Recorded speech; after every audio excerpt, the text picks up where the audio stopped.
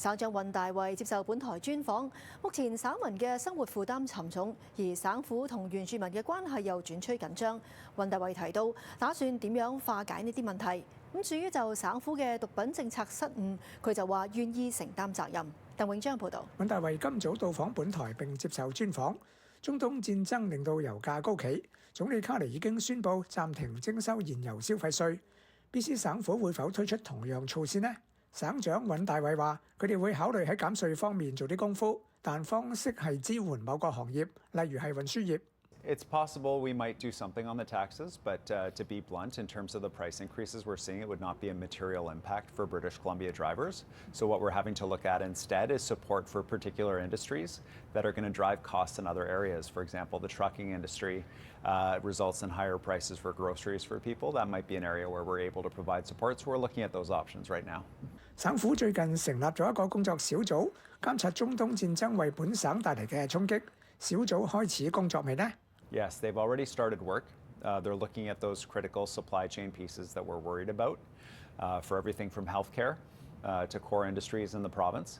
And I've also called on the Prime Minister and I'm asking my colleagues across the country, the other premiers, to get us together to talk about how we can coordinate if there are significant shortages in a critical input like helium or jet fuel.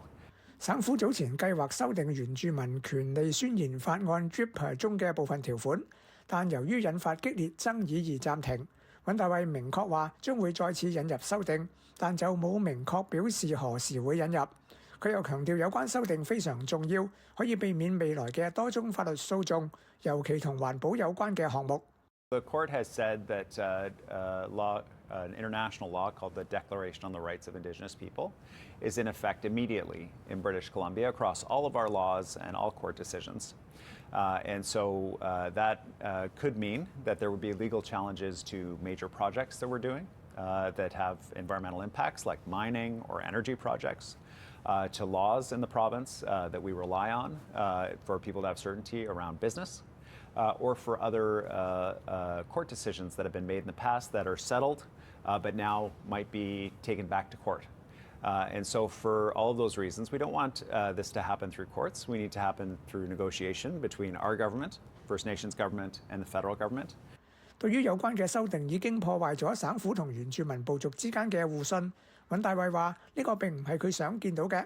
而佢會努力同原住民部族修補關係。You know, this is not anything that we wanted to be doing. We spent a lot of time working with First Nations to provide that certainty for a huge amount of major projects in our province. About $50 billion of investments over the next 12 months will reach final decision, and we've been working with First Nations on those projects to provide that certainty. So these court decisions are a big challenge to that. We're going to have to rebuild that trust with First Nations. I've been on the phone with First Nations leaders. My colleagues in Cabinet have, for the past week, reaching out to them, hearing their concerns and committing to address them, but also making it clear that we do have to take this step to protect the province from legal risk. 本省喺10年前出現毒品危機，省府曾推出藏有少量毒品非刑事化嘅政策應對。尹大衛承認該政策失敗。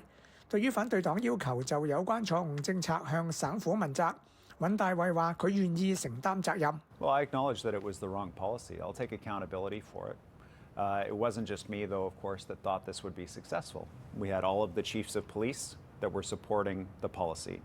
We had an all-party legislature committee that included the party that was the BC Conservatives before they were the BC Conservatives, as well as our party and the Green Party that supported this approach. We all supported it. We were all hopeful that it was going to work. It didn't work. So when you take on a difficult issue, sometimes you'll try something, it doesn't work. You can either keep going or you can change direction. So we tried, it didn't work, changed direction, tried something else.